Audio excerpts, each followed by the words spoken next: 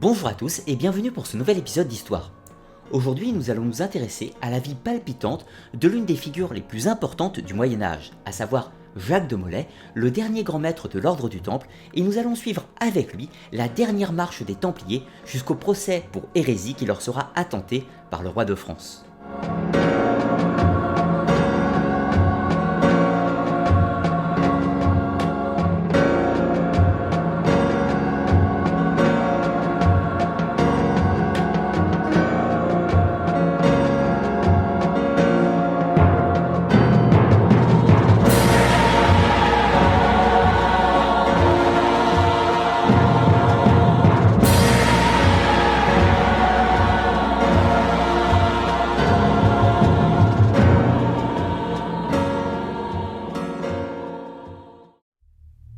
L'histoire de Jacques de Molay est très difficile à définir avec précision. Nous savons qu'il est issu de la petite noblesse bourguignonne, probablement originaire de Haute-Saône ou du Jura. Il est né entre les années 1244 et 1248 et son enfance sera marquée par la croisade du roi Saint-Louis. Les raisons qui le poussent à rejoindre l'ordre du Temple nous sont inconnues. Il est possible que certains de ses aïeux l'aient inspiré, cependant nous ne disposons pas d'éléments pour le prouver. Il intègre la milice des Chevaliers du Christ en l'année 1265 dans la commanderie de Beaune et portera le manteau blanc. Il est donc fait chevalier. Nous ne savons pas précisément quelles sont les actions de Jacques de Molay au sein des Templiers lors de ses premières années. Il ne semble pas avoir occupé de postes importants, aussi bien en Orient qu'en Occident. C'est encore un anonyme au sein de l'ordre. Il est probable que de Molay se rende en Terre Sainte rapidement avant l'année 1273, sans certitude. Mais la géopolitique de l'Orient de cette époque demandait un apport régulier et massif de jeunes chevaliers. Nous retrouvons sa trace lors du deuxième concile de Lyon en 1274.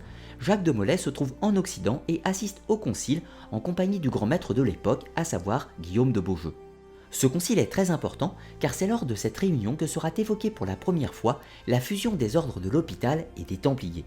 Les deux groupes de chevaliers étaient en rivalité depuis longtemps et plusieurs tensions avaient fait naître l'idée de les réunir en un seul afin de centraliser la puissance mais également d'empêcher de futurs incidents en Terre Sainte. La fusion sera virulemment repoussée par Guillaume de Beaujeu, mais la question reviendra lorsque Jacques de Molay deviendra le maître du Temple. Pour faire un petit point historique, je vous rappelle que l'ordre du Temple fut créé en Terre Sainte en 1119 et sera reconnu par la papauté au concile de Troyes en 1129. L'ordre de moines chevaliers est bien sûr présent en Terre Sainte, malgré le fait que les États latins d'Orient ont des territoires de plus en plus réduits. Néanmoins, l'ordre du Temple est également présent en Occident et possède de nombreuses commanderies, aussi bien en Italie, Espagne, Allemagne, Royaume-Uni, mais également la France. Donc, au moment où Jacques de Molay intègre l'ordre du Temple, il s'agit encore d'une organisation qui a un poids politique, une puissante armée et possède encore une large influence. Mais maintenant, il va nous falloir analyser le contexte historique qui a vu les premières années de Jacques de Molay en tant que jeune templier. La situation des chrétiens en Orient est catastrophique. La principauté d'Antioche venait d'être détruite par les Mamelouks d'Égypte et les forteresses tombaient les unes après les autres. Les chrétiens en étaient réduits à vivre dans quelques enclaves fortifiées sur le littoral. La croisade de secours du roi Saint-Louis ne prendra pas la route de la Terre Sainte et se soldera par un échec devant les murs de Tunis. Les croisés sont livrés à eux-mêmes face à la violence des armées mamelouques. C'est dans ce contexte que Jacques de Molay participe aux événements. Thomas Bérard est le maître de l'ordre entre 1256 jusqu'en 1273. Il dirigera les Templiers pendant la pire période des croisades, sans que la responsabilité de la déperdition des positions chrétiennes ne puisse lui être imputée. Elles sont le fait de l'arrivée des Mamelouks sur la scène politique. Thomas Bérard est un réformateur, il veut remodeler l'ordre et notamment adoucir les relations avec les autres ordres de chevalerie. Templiers, Hospitaliers et Teutoniques conviennent d'un accord. Si deux ordres sont en conflit, le troisième prendra le rôle d'arbitre. Thomas Bérard suit la ligne politique définie quelques années plus tôt par Saint-Louis. Il est partisan de l'alliance avec les Mongols contre les Mamelouks et la mise en place d'une nouvelle croisade d'envergure rejetant les petites expéditions d'escarmouches qui sont facilement repoussées par les musulmans. Son successeur, Guillaume de Beaujeu, prendra une voie totalement différente. Le nouveau maître du Temple est élu en 1274 et c'est lui qui participe au concile de Lyon, mais contrairement à son prédécesseur, ce n'est pas un réformateur. Il ne souhaite pas l'alliance avec les Mongols, au contraire, il préfère entretenir de bonnes relations avec les Mamelouks et s'oppose à une nouvelle croisade. Il nous faut préciser que Guillaume de Beaujeu était proche du roi de Sicile, Charles Ier d'Anjou, et ce dernier ne souhaitait pas de conflit avec le sultan d'Égypte afin d'asseoir sa position en Méditerranée. Guillaume de Beaujeu suit la politique angevine avec ferveur et préfère assurer la présence des Francs en Terre Sainte uniquement via les puissantes forteresses collées à la mer plutôt que de jouer la carte mongole. Au moment de l'élection de Guillaume de Beaujeu, une trêve est en cours avec le sultan mamelouk suite à la 9e croisade conduite par Édouard Ier d'Angleterre. Cependant, la situation reste précaire. Les trêves avec les Mamelouks ne durent jamais très longtemps, et la cité de Tripoli tombe en 1289 et Saint-Jean d'Acre est la prochaine cible. La politique de ménagement conduite par Guillaume de Beaujeu n'a pas porté ses fruits, et les dernières enclaves chrétiennes sont sur le point de disparaître. Le siège de Saint-Jean d'Acre a lieu en 1291 et le grand maître sera tué après une brillante résistance. Les Templiers évacuent le trésor, les archives et les reliques vers l'île de Chypre avant la chute de la ville. L'une des premières questions qui nous intéresse par rapport au sujet de cette vidéo est de savoir si Jacques de Molay a été présent lors du siège de Saint-Jean d'Acre. Eh bien, nous n'avons encore une fois aucun texte et aucune information qui nous permet de l'attester. Cependant, il est probable que Jacques de Molay était en Orient, et de ce fait, comme tous les Templiers d'Orient, il a fatalement dû combattre dans la place forte de Saint-Jean d'Acre, ou éventuellement, il était peut-être basé à Château-Pèlerin, ou encore à Sidon ou à Byblos. Lors de la chute de Saint-Jean d'Acre, il y avait deux grands personnages dans l'ordre, Pierre de Sévry, maréchal de l'ordre, et Thibaut Gaudin, sénéchal de l'ordre. Habituellement, il est de coutume que ce soit l'un de ces deux hommes qui prenne la succession du grand maître. Or, Guillaume de Beaujeu venait de mourir au siège de Saint-Jean d'Acre. Pierre de Sévry va rester à Saint-Jean d'Acre et mener la lutte jusqu'à la fin dans la citadelle du Temple, qu'on appelle la voûte d'Acre.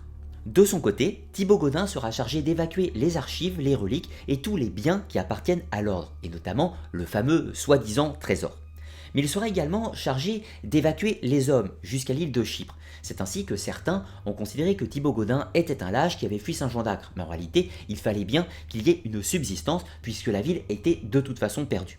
C'est donc à Chypre que va continuer l'aventure des Templiers.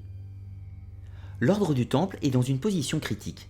Une large part de ses combattants sont morts à Saint-Jean d'Acre et la perte des positions chrétiennes est un coup dur. Les vestiges du temple se regroupent autour de Thibaut Gaudin qui est élu maître du temple sur l'île de Chypre. Il est difficile de savoir les conditions exactes de son élévation étant donné que les commandeurs de province n'ont pas fait le déplacement en Orient. Il est probable que Thibaut Gaudin ait dû prendre les rênes de l'ordre rapidement sans passer par une élection, une sorte d'intérim dans une situation délicate. La situation exigeait des réponses rapides et les Templiers de Chypre se sont ralliés à la figure d'autorité et d'expérience qu'ils avaient sous la main. C'est là qu'apparaît Jacques de Molay. D'après certains, il aurait fait partie du gouvernement de Thibaut Gaudin sans aucune certitude, mais hautement probable. Le maître du temple par intérim meurt au début de l'année 1292 et l'élection du nouveau maître va avoir lieu dans des conditions régulières. Jacques de Molay fut un Templier discret jusque-là. Aucun poste de commandeur ou de responsabilité ne nous est connu. Il est pourtant peu probable qu'il soit un total inconnu. Il est élu maître du temple le 20 avril 1292. Alain Desmurger, spécialiste de l'histoire de l'ordre, nous propose une hypothèse sur l'absence ou la discrétion de Jacques de Molay dans les archives de l'ordre. Il est probable qu'il fut un proche de l'ancien maître Thibaut Bérard, le réformateur partisan de l'alliance mongole, et se soit posé en opposition avec la politique de Guillaume de Beaujeu de conciliateur avec les Mamelouks. Il n'aurait donc tout naturellement pas tenu de poste à responsabilité lors de la maîtrise de Beaujeu, étant en opposition avec sa politique. Lors de la débâcle de Saint-Jean d'Acre, et malgré l'héroïsme du grand maître, la politique de Guillaume de Beaujeu fut sérieusement mise en doute, ce qui permit au camp d'opposition de prendre la main après le court interlude de Thibaut Gaudin qui fait office de maître de transition lors de l'évacuation. Jacques de Molay est élu maître du temple et il ne semble pas y avoir eu de contestation au sein de l'ordre. Néanmoins, certains historiens hypothétisent le fait qu'il y aurait deux politiques au sein de l'ordre. D'un côté, celle matérialisée par Jacques de Molay, dans la ligne directrice pourrait-on dire de Thibaut Bérard, partisan d'une reconquête de la Terre Sainte, d'une restructuration des États latins d'Orient et surtout d'une croisade d'envergure. Puis de l'autre côté, il y aurait eu Hugues de Peyraud, plus diplomate, partisan d'une relation plus pacifiste avec les musulmans et donc d'une sorte de statu quo, une politique d'apaisement pourrait-on dire.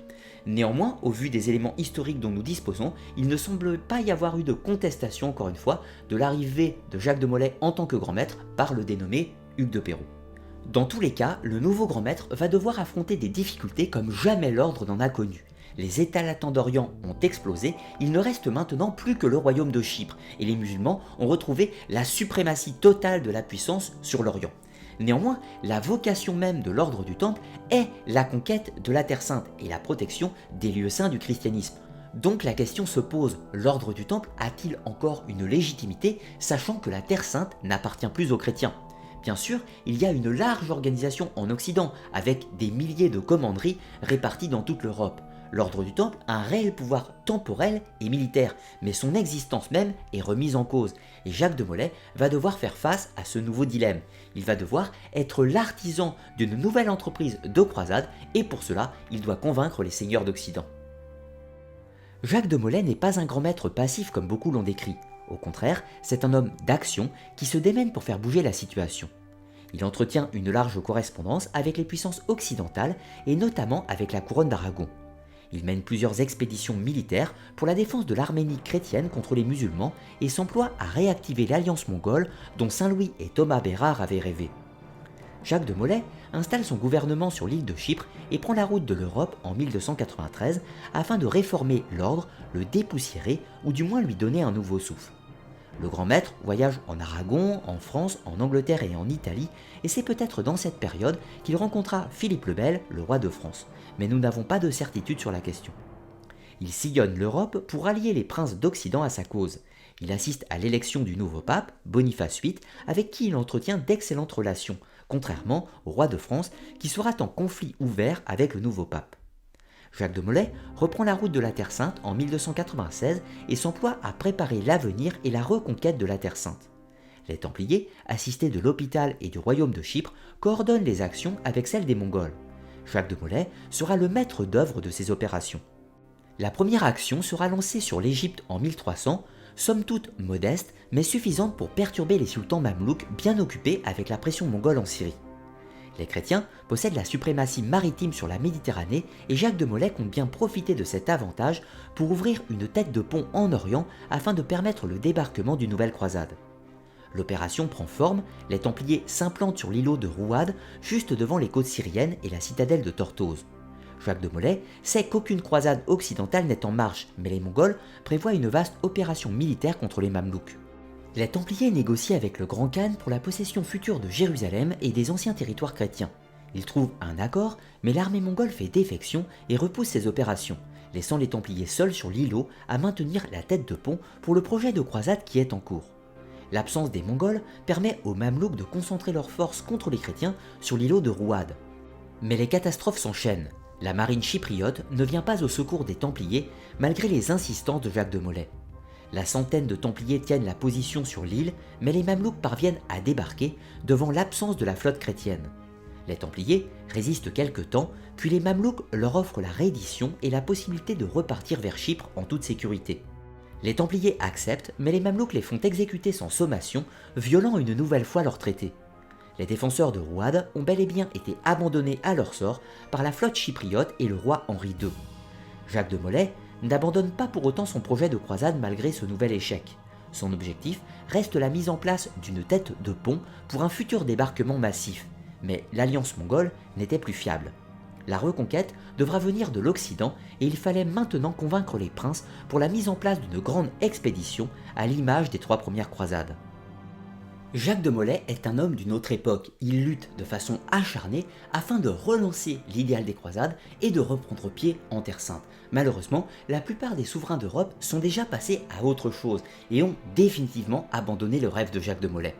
Le siège de l'ordre du Temple, quant à lui, se trouve sur l'île de Chypre. Néanmoins, les relations du roi Henri II avec Jacques de Molay sont plutôt tendues et on peut dire qu'il y a une véritable animosité entre les deux hommes. Lorsqu'il y aura un coup d'État contre le roi de Chypre, Henri II, Jacques de Molay prendra le parti de son opposant. Malheureusement pour lui, le roi Henri II réussira à maintenir son pouvoir, ce qui mettra les Templiers dans une position délicate sur l'île de Chypre, là où se trouve le gros de ses forces militaires. Au niveau de l'Europe, le pape Boniface VIII, qui entretenait d'excellentes relations avec Jacques de Molay, va mourir, suite à certaines manigances du roi de France qui va malmener un petit peu Boniface VIII, notamment en le faisant capturer et molester, ce qui fait que le vieil homme va mourir un mois plus tard. À la suite de cela, le roi de France, Philippe le Bel, souhaite un contrôle sur l'Église catholique et de ce fait, il va piloter les élections afin que ce soit un Français qui accède au trône de Saint-Pierre. Et ce sera ainsi Bertrand de Gaulle, mieux connu sous le nom de Clément V, qui va accéder à la papauté. Un homme qui fut mis en place par Philippe le Bel, mais néanmoins qui va se révéler d'un véritable sens politique. Notons également que les Templiers, mais également les autres ordres de moines chevaliers, commençaient à attiser les rumeurs. De sombres histoires commençaient à graviter autour de ces moines chevaliers qui avaient perdu la Terre Sainte et qu'on soupçonnait d'actes hérétiques, de parjures ou de tout un tas d'autres méfaits. Leur légitimité, leur existence même commençait à être remise en cause. Le pape Clément V convoque le maître du Temple et de l'Hôpital en Europe pour répondre à deux questions. L'avenir des croisades et la reconquête de la Terre Sainte, mais aussi la fusion des deux ordres de chevalerie. Jacques de Molay sait que la fusion des deux ordres est inévitable à plus ou moins long terme, mais il sait également que la fusion des Templiers et des Hospitaliers sera plus une absorption du Temple par l'Hôpital et il va défendre ses positions et défendre ses arguments contre le projet. Jacques de Molay arrive en Europe en 1306 et prend connaissance des rumeurs qui accusent les Templiers. Il est difficile de savoir si Jacques de Molay prend conscience de la gravité de la situation au début de l'année 1307. Certes, il avait commencé la restructuration de l'ordre, mais il s'agissait surtout de reformettes plus qu'une résolution des problèmes de fond. Il ne savait pas plus qu'un projet était en gestation depuis 1305 dans la tête du roi de France, s'attaquer aux Templiers dans le but d'affaiblir la papauté et tous les éléments étaient réunis pour que Philippe le Bel passe à l'action. Jacques de Molay et le maître de l'Hôpital exposent leur projet au pape sur la question de la reconquête. Foulques de Villaret, maître des Hospitaliers, propose la mise en place d'une croisade d'envergure, mais que celle-ci soit précédée de petites expéditions dans le but de préparer le terrain pour la grande, avec comme cible l'Égypte. Jacques de Molay et le Temple ne partagent pas le même avis. Pour lui, les expéditions préparatoires sont une perte de temps et surtout sans effet. L'exemple de l'îlot de Rouad est un bon exemple, une petite troupe sera systématiquement balayée par les Mamelouks. Il mise sur une expédition d'envergure de la même façon que la troisième croisade, mais avec l'Égypte comme cible afin de frapper au cœur de l'empire mamelouk. Sur la question de la fusion des ordres, Jacques de Molay expose ses contre-arguments. Il craint notamment que l'ordre réuni passe sous la direction d'un souverain temporel, comme le roi de France, ce qui lui enlèverait son rôle initial pour le faire sombrer dans les affaires politiques européennes, ce qui n'était pas sa fonction. La question de la fusion des ordres tombe à l'eau, du moins pour le moment, mais Jacques de Molay, par son refus systématique, se place dans une position délicate, et notamment face au roi de France, qui briguait justement la création de cet ordre unique et d'en prendre la tête. A noter cependant que la plupart des souverains d'Europe étaient favorables à la fusion des ordres, tous voulaient d'ailleurs en prendre le contrôle. Le roi de France était le plus actif et n'avait pas envie que le futur ordre de chevalerie devienne l'armée personnelle du pape. Jacques de Molay prend conscience des rumeurs et des calomnies qui gravitent autour de l'ordre du Temple et décide de prendre les choses en main. Il sollicite le pape afin que ce dernier ouvre une enquête pontificale de façon à faire la lumière sur tous les ragots qui gravitent autour de l'ordre du Temple. Mais ce qu'il ne savait pas à ce moment-là, c'est que le roi de France et ses deux éminences grises, Enguerrand de Marigny et Guillaume de Nogaret, avaient déjà monté tout un dossier afin d'accuser publiquement l'ordre du Temple. Hugues de Perrot, dont nous avons déjà parlé tout à l'heure, l'un des hommes forts des Templiers de cette époque, était bon ami avec le roi de France Philippe le Bel et va tenter d'intercéder, de créer le lien entre Jacques de Molay et le roi de France afin d'éviter la catastrophe. Néanmoins, cela ne va pas fonctionner, la machine était déjà en place et le roi de France fait envoyer des missives dans toute l'Europe afin d'ordonner l'arrestation des chevaliers du Temple. Son but était de couper l'herbe sous le pied au pape afin que l'enquête pontificale n'ait pas le temps d'être mise en place. Son but était d'arrêter les Templiers rapidement, de leur faire avouer leurs crimes et de s'emparer des richesses du Temple. L'une des erreurs que le pape Clément V a fait a d'ailleurs été d'avertir le roi de France que l'enquête pontificale allait commencer au mois de novembre, et c'est ainsi que les choses vont se précipiter et Philippe le Bel va lancer son opération. Le vendredi 13 octobre 1307, tous les Templiers de France sont arrêtés par les hommes de Philippe le Bel. Une poignée de Templiers réussiront néanmoins à s'échapper, notamment le maître de France, Gérard de Villiers, avec ses 40 hommes. Le roi de France envoie des missives à tous les souverains d'Europe afin de les enjoindre à procéder à l'arrestation des Templiers de leur royaume en raison de pratiques hérétiques. La plupart n'accordent pas de crédit aux accusations et ne suivront pas le roi de France dans sa démarche. Les Templiers sont torturés par les inquisiteurs et les aveux sont arrachés. Jacques de Molay lui-même confesse 2 crimes. Le reniement du Christ et le fait de cracher sur la croix lors de la cérémonie d'initiation au temple. Mais il réfute les autres accusations comme l'adoration d'une idole ou la pratique homosexuelle au sein de l'ordre. La question de savoir si Jacques de Molay a été torturé fait encore débat de nos jours et plusieurs documents contradictoires maintiennent le doute. Pragmatiquement, la torture ou la menace de torture peut être suffisante pour expliquer la position de Jacques de Molay.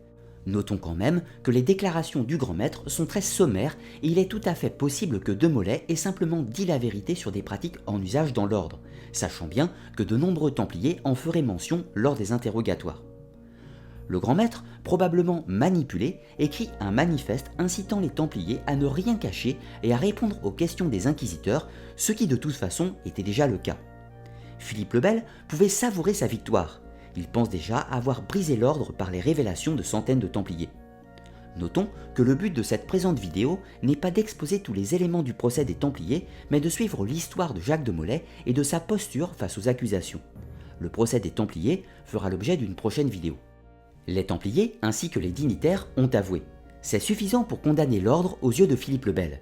Mais le pape cherche à reprendre les choses en main et de toute façon, à l'état de la situation, l'ordre du Temple ne pouvait plus s'en sortir indemne. Le pape Clément ordonne l'arrestation de tous les Templiers d'Europe le 22 novembre. Il y aura néanmoins des résistances dans les royaumes d'Aragon et sur l'île de Chypre. Clément V exige d'interroger lui-même les Templiers et en particulier les dignitaires. Il envoie 2 évêques qui rencontrent de Molay et ce dernier rétracte ses aveux. Le pape ordonne de rencontrer les Templiers et le chef de l'ordre lui-même à Poitiers. Philippe le Bel, qui sent que la situation lui échappe, décide d'envoyer 72 Templiers soigneusement sélectionnés à Poitiers, mais prétexte du mauvais état de santé des dignitaires pour les évacuer vers Chinon. Le pape envoie de nouveau ses émissaires rencontrer de Molay. Nous sommes en 1308. Les cardinaux interrogent de Molay et ce dernier revient à ses premiers aveux et reçoit l'absolution de ses crimes. Une situation compliquée, pourquoi de Molay revient sur ses aveux? Il n'a pas été torturé. Il est probable qu'il y ait une entente avec les émissaires du pape. Il était peut-être inutile de nier l'évidence des pratiques du rituel d'initiation au vu des centaines de témoignages à travers toute la France. La commission pontificale se met en place afin de juger l'ordre du Temple, mais Philippe le Bel pouvait juger indépendamment les Templiers en tant qu'individus, mais n'avait aucun pouvoir pour s'attaquer à l'ordre directement. C'est donc 2 procédures qui cohabitent et s'opposent. Jacques de Molay est entendu par la commission pontificale en 1310 et sa posture de défense ne manque pas d'intriguer. Rappelons-nous qu'il avait reçu l'absolution de ses crimes et qu'il y avait probablement une entente avec le pape. Le grand maître ne rétracte pas ses aveux et s'en remet au seul jugement du pape quant à l'avenir de l'ordre du Temple. Il se mure dans le silence et ne parlera plus jusqu'en 1314, du moins d'après les sources qui nous sont connues. À ce stade du procès, la situation est extrêmement compliquée. La plupart des Templiers sont livrés à eux-mêmes. Précisons qu'il y a environ 500 personnes qui ont été arrêtées sur le territoire de France. Aujourd'hui, nous n'allons pas nous intéresser aux différents cas qui ont lieu en Europe, qui sont totalement différents du cas français. Les Templiers sont livrés à eux-mêmes et surtout ne peuvent pas solliciter leurs dignitaires afin d'assurer la défense de l'ordre.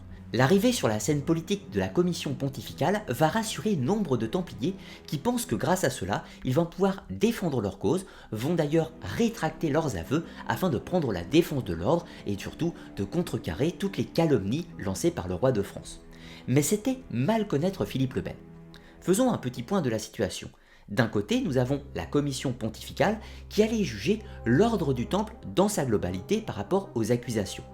Puis d'un autre côté, nous avons Philippe le Bel et le grand inquisiteur de Paris, ainsi que ses 2 acolytes Enguerrand de Marigny et Guillaume de Nogaret, qui pouvaient juger les Templiers indépendamment pour pratiques hérétiques.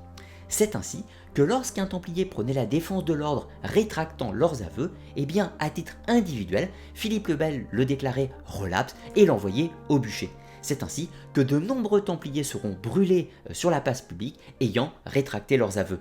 C'est ainsi que les autres ne vont plus oser rétracter leurs aveux et ne vont plus assurer la défense de l'ordre qui se retrouve complètement livré à lui-même, encore une fois, sans le soutien des dignitaires qui se sont murés dans le silence.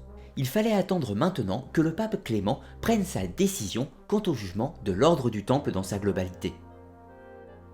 Le concile de Vienne de 1312 va statuer sur l'avenir de l'ordre. Philippe le Bel souhaite sa condamnation pure et simple et que les richesses du Temple sur le sol français lui reviennent. Clément V ne peut plus sauver l'ordre du Temple, mais va faire une dernière entourloupe au roi de France. Il déclare l'abolition de l'ordre du Temple sans le condamner et ses richesses et possessions reviendront à l'ordre des Hospitaliers. La fusion des deux ordres avait bien lieu, plutôt une absorption par l'hôpital comme le redoutaient les Templiers. Mais Clément V avait volé la victoire au roi de France. L'ordre n'est pas condamné, mais les Templiers individuellement le seront. Le pape conserve la prérogative du jugement des 4 dignitaires qui seront enfermés au château de Gisors. Il existe 3 destins possibles pour chaque Templier à la suite de leur procès individuel. Première situation, ils ont avoué leurs crimes et ne sont jamais revenus sur leur déclaration. Dans ce cas de figure, ils seront libérés et absous de leurs péchés, et certains d'entre eux rejoindront d'autres ordres de chevalerie ou des monastères par la suite. Deuxième situation, ils n'ont jamais avoué de crime et dans cette situation, ils seront condamnés à la prison à vie car ils sont considérés comme menteurs. Le troisième cas de figure est le plus complexe. Il s'agit de ceux qui ont avoué des crimes et sont revenus sur leurs aveux par la suite. La plupart seront déclarés relapses et brûlés sur le bûcher. Dans cette situation, nous comprenons pourquoi de nombreux Templiers ont avoué leurs crimes sans revenir ultérieurement sur leur déclaration. C'était la seule méthode pour s'en sortir individuellement. Nous arrivons au jugement des dignitaires en 1314. Jacques de Molay, le grand maître du Temple, Geoffroy de Charnay, commandeur de Normandie, Hugues de Perrot, grand visiteur de France, qui accessoirement était en bonne relation avec Philippe le Bel avant les événements, ce qui ne l'empêchera pas d'être condamné comme les autres. Et pour finir, Geoffroy de Gonneville, maître de la province aquitaine. Tous seront condamnés à la prison à perpétuité alors que l'ordre n'existait plus depuis la bulle papale Vox in Excelsio du concile de Vienne. Jacques de Molay s'insurge et revient sur ses aveux et se déclare innocent ainsi que l'ensemble de l'ordre du Temple. Geoffroy de Charnay le suit dans ses déclarations. Les deux hommes savent très bien ce qui les attend. Hugues de Perrot et Geoffroy de Gonneville restent dans le silence. Philippe le Bel, sans sourciller, les déclare relapses et les condamne au bûcher, qui aura lieu le soir même sur l'île de la Cité à Paris. C'est encore une violation du droit canon, car la décision devait revenir au pape, mais Philippe le Bel avait depuis longtemps dépassé ses attributions.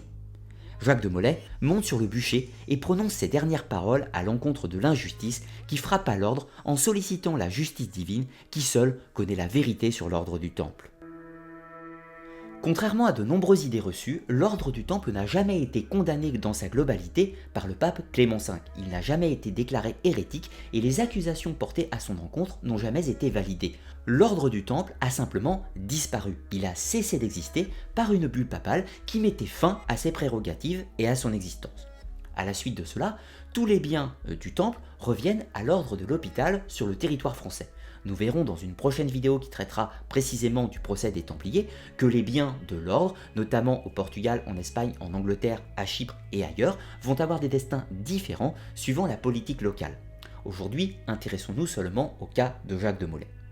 Il existe une légende qui dit que le dernier grand maître du Temple, sur son bûcher, aurait prononcé une phrase à l'encontre de Guillaume de Nogaret, du pape Clément V et du roi de France Philippe le Bel, à venir se présenter devant le tribunal de Saint-Pierre sous une année. Or, il est vrai que les 3 personnages vont avoir une mort rocambolesque. Notons quand même que Guillaume de Nogaret était mort avant le bûcher de Jacques de Molay et que, en effet, le pape Clément V va mourir environ 1 mois après le procès, enfin après le bûcher de Jacques de Molay, et le roi de France un petit peu moins d'1 année. Malheureusement, cette phrase n'a probablement jamais été prononcée. En réalité, elle fut inventée par Maurice Druon dans la série de livres Les Rois Maudits, prêtant un côté légendaire à la mort de Jacques de Molay. Néanmoins, il est vrai inversement que Jacques de Molay a réellement invité à ce que la vérité sur le Temple soit faite dans l'autre monde, dans le paradis, et que seul Dieu connaissait la vérité sur les secrets de l'ordre du Temple et sur sur la véracité des éventuelles accusations. Il estimait que l'ordre était innocent et s'en remettait au tribunal de Dieu. Ce fut d'ailleurs la principale erreur de Jacques de Molay. Celui-ci, à un moment, s'est muré dans le silence et n'a pas pris à bras le corps, si je puis dire, la défense de son ordre. Il est possible et même probable que l'ordre n'aurait jamais pu être sauvé ni par Jacques de Molay ni par aucun des autres dignitaires. Néanmoins, le fait de se murer dans le silence et de se remettre uniquement au pape, qui, rappelons-le, avait été placé par le roi de France sur le trône de Saint-Pierre, fait que le pape Clément V était dans une position relativement délicate. Également, contrairement à d'autres idées reçues, le pape Clément V n'a pas accusé les Templiers, il n'a pas cherché à les détruire, comme présenté dans le film et le livre Da Vinci Code par exemple. Au contraire, Clément V a tenté de les protéger, mais ce n'était pas à sa mesure. Il n'a fait que limiter la casse, si l'on peut dire, en prenant l'abolition de l'ordre et en volant les richesses, en empêchant Philippe le Bel de mettre la main dessus et en la transmettant à l'ordre des Hospitaliers.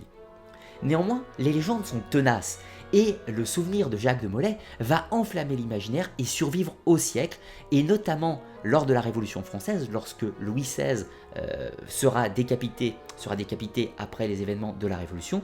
Certaines personnes dans la foule vont crier « Jacques de Molay, tu es vengé !» Ce qui rappelle que le souvenir de l'ordre du Temple était encore vivace et que Louis XVI était considéré comme le digne descendant de Philippe le Bel qui avait martyrisé l'ordre du Temple. Alors pour conclure, l'ordre du Temple était-il coupable ou innocent? Eh bien c'est une question très délicate et nous tenterons d'y répondre dans une prochaine vidéo qui sera dédiée à ce sujet. Aujourd'hui, sur la figure de Jacques de Molay, certains ont considéré que c'était un mauvais grand maître et que c'est à cause de lui que l'ordre a été condamné. Ce jugement me semble un petit peu péremptoire et même totalement arbitraire. Jacques de Molay fut un homme de son temps. Digne successeur de Thibaut Bérard, c'était un homme des croisades. Son seul et unique objectif était la grandeur de l'ordre et la reconquête de la Terre Sainte. Néanmoins, il a été confronté à une situation qu'aucun grand maître avant lui n'avait eu à vivre. Peut-être qu'un autre homme, un diplomate comme par exemple Hugues de Peyraud, aurait été plus en mesure de protéger l'ordre du Temple face au procès qui leur sera intenté. Néanmoins, Jacques de Molay était un homme de terrain, un homme de l'Orient, un homme de la croisade et de la reconquête de la Terre Sainte. Ce n'était pas un politicard, ce n'était pas un homme préparé aux manigances politiques de l'Europe qui en avait fini avec l'âge des croisades et qui en avait fini avec l'ordre du Temple. Cette puissance à l'intérieur de l'État a été l'élément décisif qui a poussé Philippe le Bel à se débarrasser d'eux. Il y avait plusieurs raisons. Tout d'abord, le but était d'affaiblir la papauté, mais également d'améliorer ses finances, si l'on peut dire, en s'appropriant les richesses du Temple, mais surtout d'éviter la création d'un État dans l'État, d'une séparation, car il est vrai que les Templiers possédaient énormément de commanderies sur le sol français et de ce fait une large portion du territoire. Jacques de Molay, quant à lui, restera pour l'éternité l'une des figures centrales du Moyen-Âge, marquant la fin d'une époque en tant que dernier grand maître de l'ordre du Temple, ce fameux ordre de moines chevaliers qui excite tant l'imaginaire et qui véhicule tant de fantasmes. Son souvenir restera au-delà des siècles et je suis content de vous avoir fait découvrir la vie trépidante et insolite du dernier grand maître du Temple. Si vous souhaitez en savoir plus, notamment sur cette période que sont l'âge des croisades, je vous rappelle que je vous ai proposé une série de 12 vidéos retraçant l'histoire depuis la première croisade jusqu'à la chute de Saint Jean d'Acre. Je vous rappelle également que pour ceux qui souhaiteraient soutenir mon activité, encourager la chaîne Arcana Les Mystères du Monde, vous pouvez vous rendre sur le site Tipeee, un site de financement participatif qui vous donne en contrepartie accès à des vidéos privées, plus techniques, non vulgarisées que l'on nomme les académias.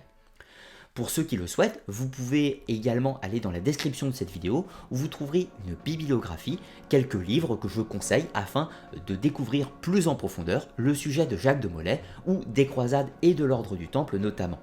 Dans tous les cas, je vous dis à très bientôt pour de nouvelles vidéos histoire, archéologie et mythologie sur la chaîne Arcana les Mystères du Monde.